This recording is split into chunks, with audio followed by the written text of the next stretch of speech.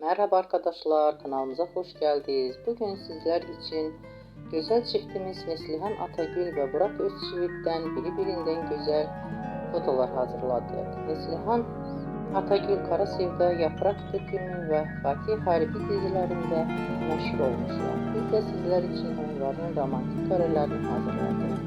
Bu videoların devamlı gelmesini istiyorsanız kanalımıza abone olup yorum yazmayı unutmayın.